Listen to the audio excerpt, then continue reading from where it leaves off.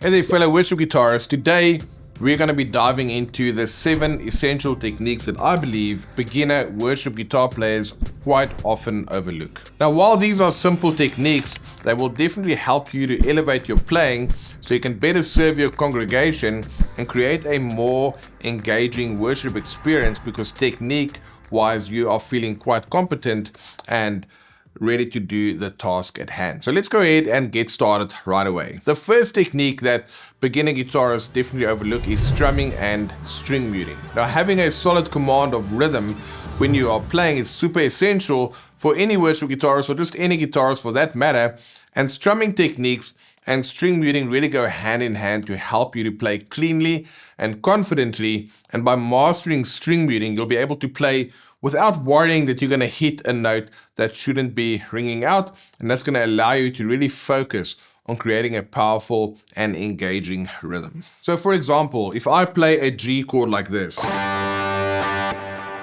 which is one of the power chord shapes we've looked at in another video, as you can see, I only want to let the D, the B, and the E strings ring out. So therefore my G string is being muted over here.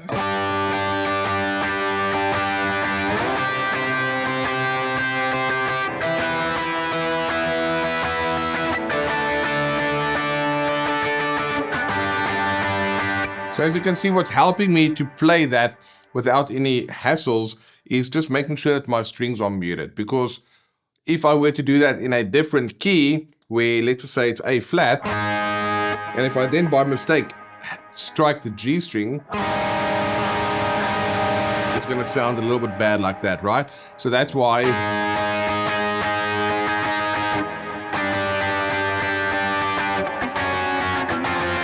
wherever you are playing, you want to make sure that you've got that string muting dialed in. We've got a whole lesson that dives deep into string muting. We'll go ahead and link it for you in the description. Now, once you are comfortable by playing rhythms and muting your strings, I want you to focus on playing 2 different types of rhythms. The first one is where you're just going to play downstrokes only. And then the second one is we're going to be mixing up your down and upstrokes. Sometimes when you play a riff with only downstrokes, the downstrokes they've got a different sound to them. They are more bolder sound when you're striking the strings down than when you are striking them upwards. So sometimes you want that sound with all the strings being strummed down at the same time. So you want to practice that, for example, just down strings.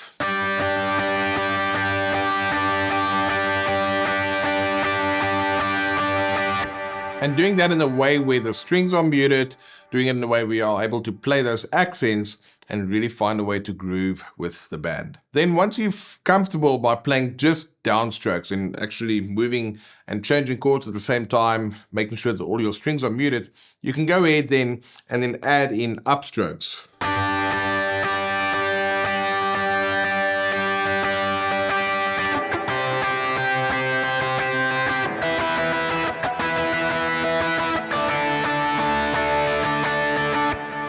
So that's the difference of the 2 types of strumming that you need to be comfortable doing, which is just downstrokes as well as the down and upstrokes. Now I'm not going to show you any specific rhythms. There's many different rhythms that you can play, but if you are used to that hand being nice and loose, your hand and your forearm being nice and loose, in time with the band, and then you can play both just downstrokes or down and upstrokes while your strings are being muted, you're going to feel a lot more of a more solid command of your strumming. And then something else that is kind of cool when you get used to string muting and even just striking the strings like this is learning how to add in some percussive sounds. So for example, if I just play G like this, that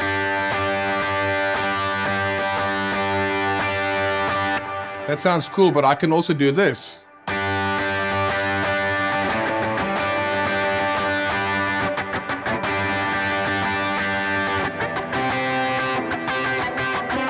I can bring in some of those percussive hits in my playing just to kind of give it a little bit more of a different sound, right? Because we are not just playing the notes, we are contrasting those with some percussive hits as well. Let me go ahead and play that progression 1, 4, 6, 5 over a track right now, where I'm going to use a combination of downstrokes only or down and upstrokes, which of course is alternate strumming. I'm going to have a loose forearm. I'm going to have my string muting in place.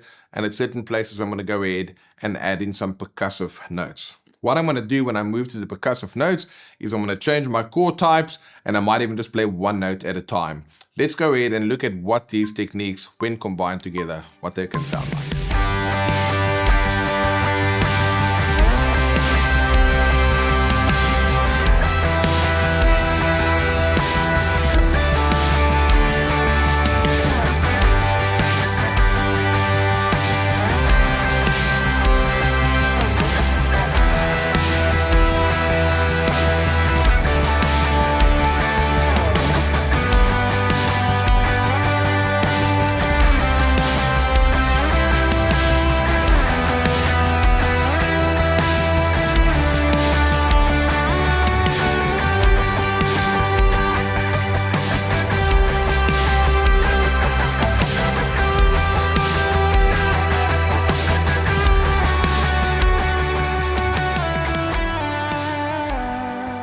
Alright, so that's just a quick example with a in the moment jam, just to show you these different techniques: consistent strumming, loose forearm, string muting, some percussive hits, and a combination of downstrokes only together with down and up strokes.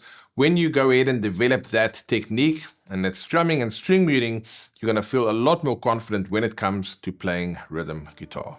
Now, the second overlooked technique is dynamics and volume control. Now, both dynamics and your volume control, it's really important to create an engaging worship atmosphere, because being able to transition from kind of gentle, more intimate moments to some more powerful, almost anthemic sections without changing your tone or patch on your pedal board, that's a really valuable skill. And you do that by simply adjusting your dynamic approach and your use of your volume control, which you can kind of just either back down a little bit, or you can also use volume swells. And when you do that, you're actually able to kind of guide the congregation through that emotional journey of each song, which makes it easier for them to engage in the moment. So you can do that in a number of ways. You can go ahead or by just playing a note and then swelling into the notes like this, which I'll demonstrate for you with a track shortly. That's one thing that works very well in order to kind of bring the dynamics down. So if you're in a gentle moment, yes, you can change your patch, but I'm quite a fan of just staying on my fairly dirty and overdriven patch, but adjusting how I'm playing using volume swells in this instance to kind of adapt to that part of the song, as opposed to changing my patch entirely. So that's one thing you can do, volume swells. A second thing you can do is playing with your volume control. So for example, if I play a G open triad like this,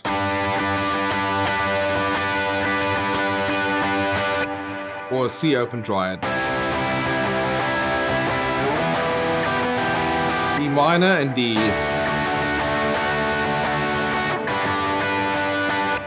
in that instance, if I'm going ahead and I'm strumming it quite forcefully in that regard, then I want to be on my bridge pickup and my tone control is full and my volume is full. But there might be another moment where I just back down that volume ever so slightly,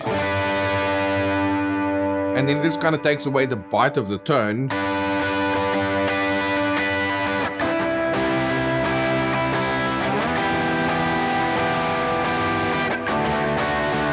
Go full.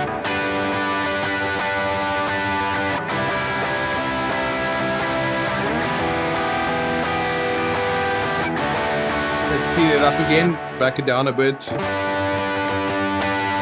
Dirty. Clean. You know, just by playing around with the volume control, which is right there within reach, it means you don't have to go ahead and change things all over the show and really kind of have your trying to tap dance and find all the right patches. So being able to use volume swells, so just backing that volume down ever so slightly, will help you with those dynamics and volume control. And then something else that you can do is, as the song is progressing or the arrangement is building, then you can go ahead and adjust your dynamics accordingly, which will be a combination of how you treat your volume control, kind of what pickup you are on, because different pickups have different sounds. Like your bridge pickup is way more in your face,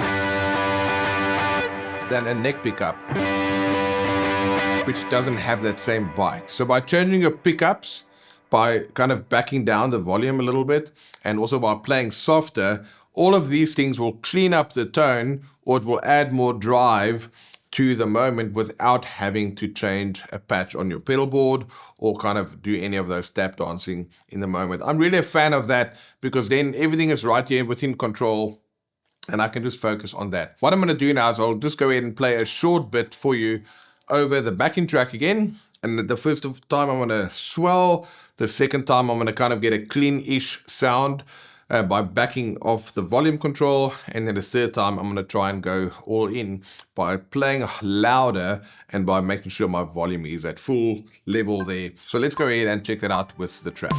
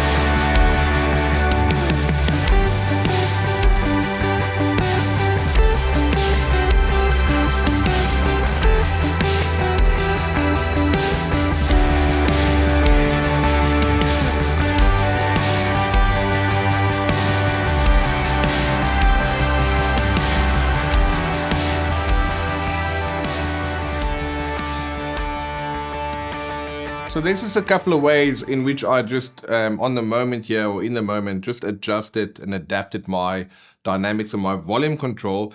And I also use palm muting at one instance there as well to go ahead and just show you how I can go ahead and affect the tone. So instead of trying to get the tone from a pedal or whatever the case may be, get your meat and potato sound and then find ways in which you can alter and adapt the tone with just your fingers. Backing down the volume a little bit, using palm muting, playing softer, being on a different pickup, playing louder when it's the time to do that at full volume, whatever the case may be, that is how you can go ahead and stay on a dirty tone, but still be able to adapt to the gentle moments. Now the next technique that they overlook is articulation, which is really about how you play. It's not about what you play, but it's about how you play those notes. And that will be things like techniques like slides and hammer-ons and pull-offs and string bending, where you can add a vocal and a lyrical type quality to your playing. Like I said just now, it's not about what you play, but it's about how you're playing it, and incorporating articulation techniques in your playing will make whatever you are playing, whether it's rhythm or lead or anything in between, it'll make it more expressive and more emotionally engaging. So as a quick overview, I can do hammer-ons, I can do a pull-off, I can do a slide or down,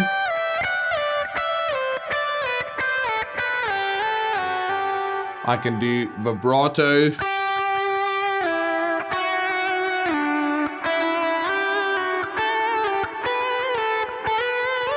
together with slides, and of course there's also string bending. So when you do hammer-ons, pull-offs, slides, vibrato and string bending, these are ways in which you can get those articulation techniques to really work for you. The goal though is when you are using a hammer-on or a pull-off, for example, you want your note that you are picking and the note that you are hammering onto, you want that to be the same volume ideally, because if you pick a note and you don't hammer on properly, you're going to get a loud note versus a note that's either not going to ring out or it's going to be too soft. So when you learn how to combine those things together, you want to make sure that the volume is always the same. Of course, you wouldn't really do stuff like that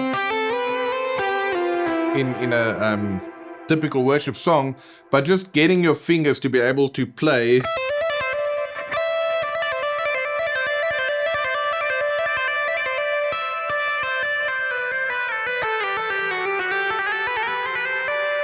stuff like that without having to pick all of the notes, that allows you to get a note in there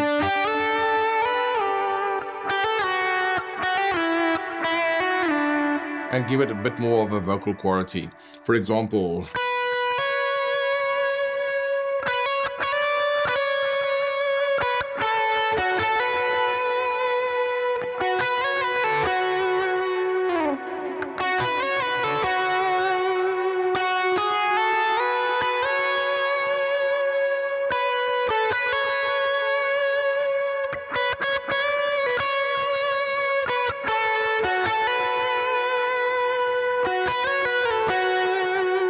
etc. When you play melodies like that and using hammer-on, slides, bending, vibrato, you're bringing in that lyrical quality. So make sure that when you're using hammer-ons and pull-offs, that the volume of your hammered note or the note we're using a pull-off, whether it's or that they sound the same volume as your picked notes.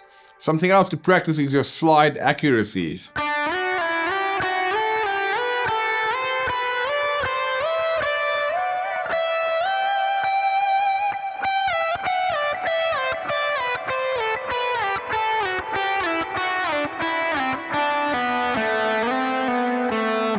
You want to work on really getting those slides nice and accurate, because it's easy to either overshoot a slide or not slide quite far enough. Now, slides are really cool.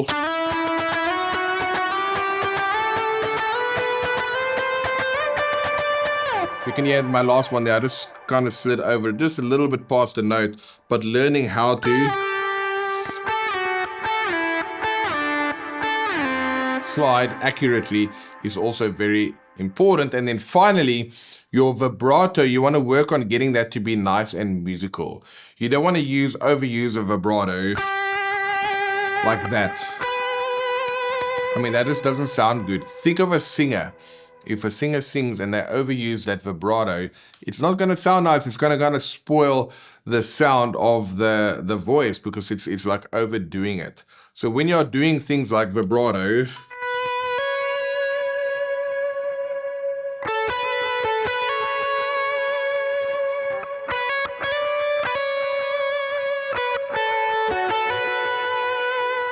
try and get it to be as musical as possible. And you do that by emulating the human voice. And I'm quite a big fan of playing the note first and then introducing that vibrato.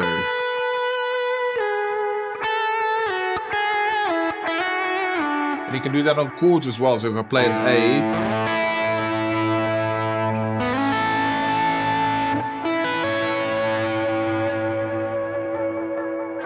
you can add that vibrato and really get a nice vibe out of that. So there you go. Those are your articulation techniques. Make sure you work on that, because it will allow you to play more expressively. Now, another technique that's overlooked quite often is hybrid picking. Now, hybrid picking is simply a technique. It involves using both your pick and your fingers to pluck the strings. And this technique allows you to kind of mimic the sound of a piano, because piano players play like this. They don't play like this, right? And by doing that, you can create some intricate and some multi-layered guitar parts. And learning hybrid picking will also expand your musical vocabulary and enable you to add some depth and complexity to your playing. So let's go ahead and look at a couple of things. When I play a note and I pick both notes together, with my pick, it sounds like this, but pick and middle, can you see that sounds a little bit different? Because in the one note, yeah, I'm just picking it with my plectrum. But when I'm using hybrid picking, it's a combination of the flesh part of my finger there and my nail. So that's a kind of a cool sound if I were to take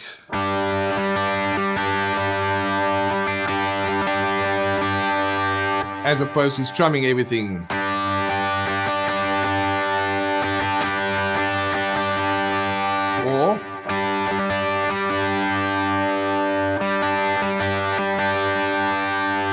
when you use hybrid picking like that, you are able to introduce those notes in different ways with a different tone and timbre, so to speak, because like I just mentioned, when you use the flesh part of your finger and the nail versus the pick, it's going to sound very different. So you can practice playing hybrid picking with just your pick in your middle,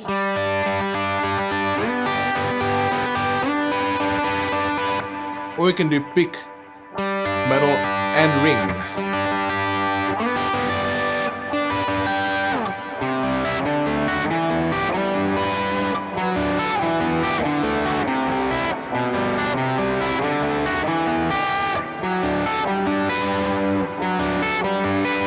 That's what hybrid picking allows you to do, is be very precise, because those fingers are right there on the strings already. You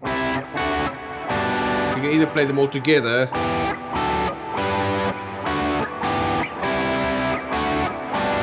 or you can break them up.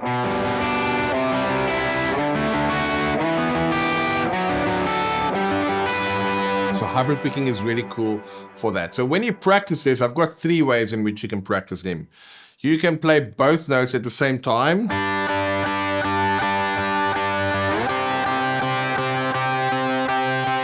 And then maybe for an E minor.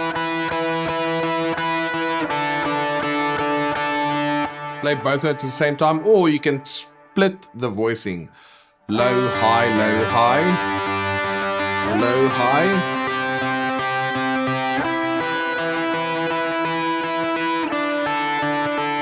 Or you can go high, low, high, low.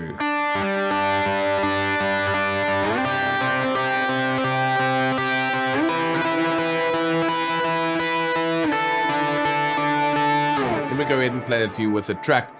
Doing a double the first time, where I pick both notes with hybrid picking at the same time. The second time I'm going to go my lowest note, followed by the highest note, in an 8th note fashion. And the third time I'm going to reverse that. I'm going to go high, low. Let's check that out.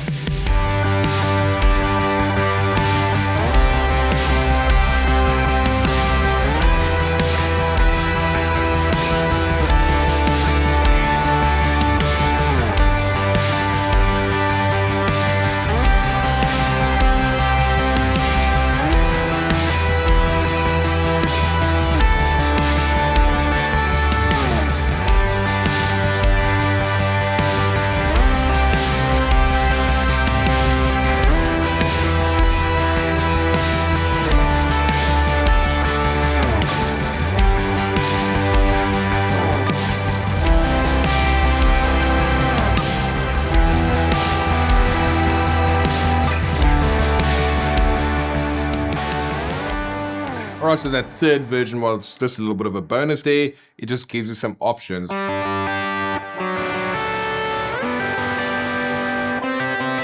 can really go ahead and experiment with hybrid picking, which is a great way to unlock some new sounds with voicings you might already be quite comfortable with. Now the next technique is learning how to do transitions in different parts of the neck, specifically chord transitions. Now as a worship guitarist, you're going to spend a majority of your time playing rhythm guitar, and then being able to effortlessly switch between different chord voicings in various parts of the guitar neck. That's really a game changer, because when you learn how to focus on making those chord changes nice and musical and smooth, it's going to sound way more expressive as opposed to mechanical. And this will help you create like a seamless and an enjoyable worship experience for your congregation, because it sounds musical and not mechanical. Now, a way you can do that is taking a progression and then learning the shapes in different parts of the guitar neck, and then find more musical ways to shift between these. Let's go ahead and have a quick look. So we've looked at hammer-ons before. So if I play G and C, I can use a hammer-on,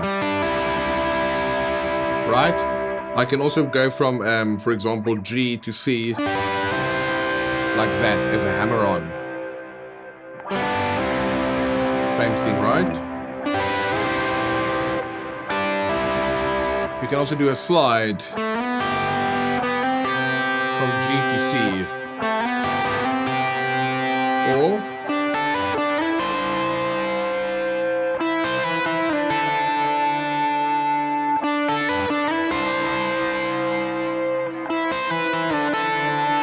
Can you see how that sounds like there's a part hidden within what I've just played there? It sounds a little bit more musical instead of just playing G, C, E minor, D, which is fine, but if I go G, C,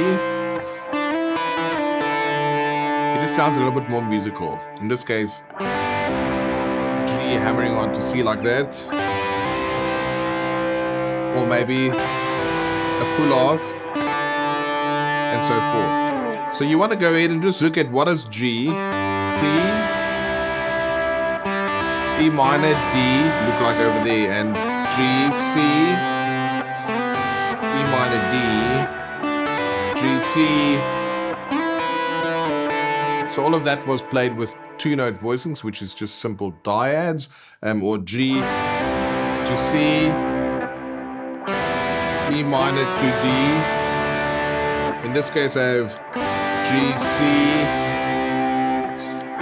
E minor, D with a hammer-on. G, C,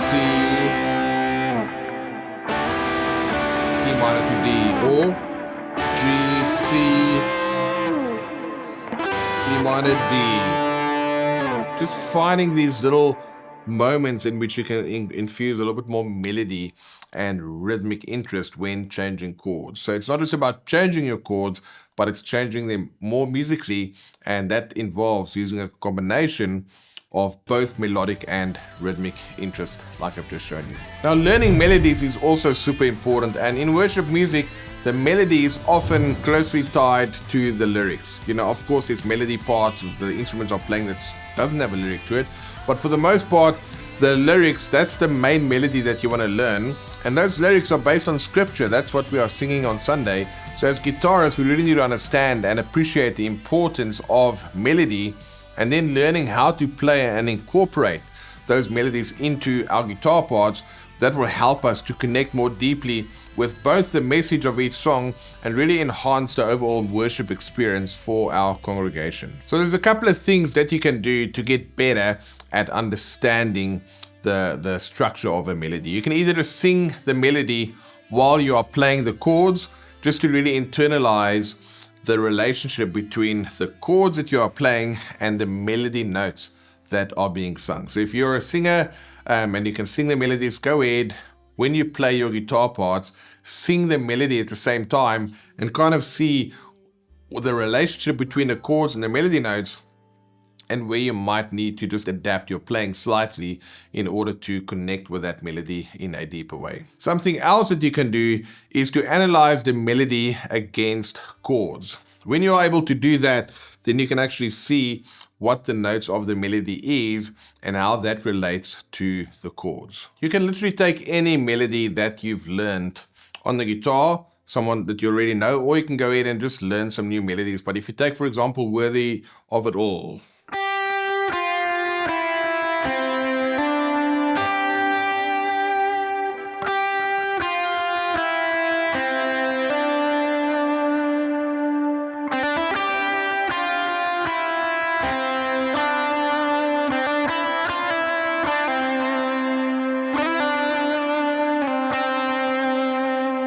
something like that, or any song that you want to do, while you are playing the notes, look at what the chords are underneath those notes and then what the relationship with that would be. So if this is a starting note over a C, then I'm playing the fifth, right?